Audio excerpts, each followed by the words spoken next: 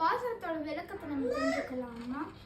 ஆழிமழை கண்ணா ஒன்று நீ கை கரவேல், கடல் போல குணமுடைய என் பெருமானே, நீ எதையும் ஒழித்து வைக்காமல் மழையை பொழி. ஆழியுள் புக்கு முகந்த கோடார் தேரி.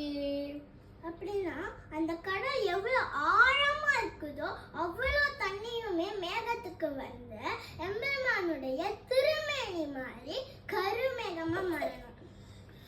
ஊழி முதல்வன் உருவம் போல் மெய் கருத்து, எல்லா காலத்தையும் ஆளும் என் பெருமானே, உன் கார்மேனி போல மேகம் கருக்கணும்.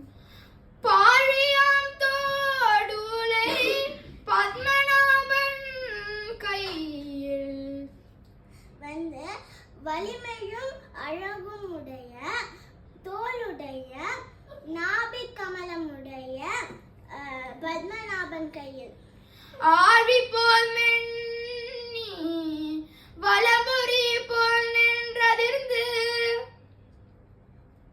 நம்ம எம்பெருமானுடைய வலது கையில் வந்து சக்கரம் இருக்கிற மாதிரி வந்து மேகம் அப்படியே மின்னணும். அப்புறம் எம்பெருமானுடைய இடது கையில் சங்கு இருக்கிற மாதிரி அந்த சத்தம் சங்குடைய சத்தம் போல் வந்து இடி இடிக்கணும்.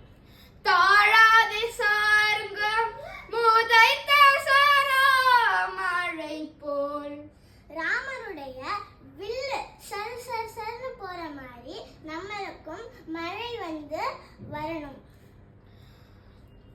வாழ உலகினில் பெய்திட நாங்களும் மார்கழி நீராட மகிழ்ந்தோரெம்பாவாய். மனிதர்களுக்கும் பாவை நோன்பு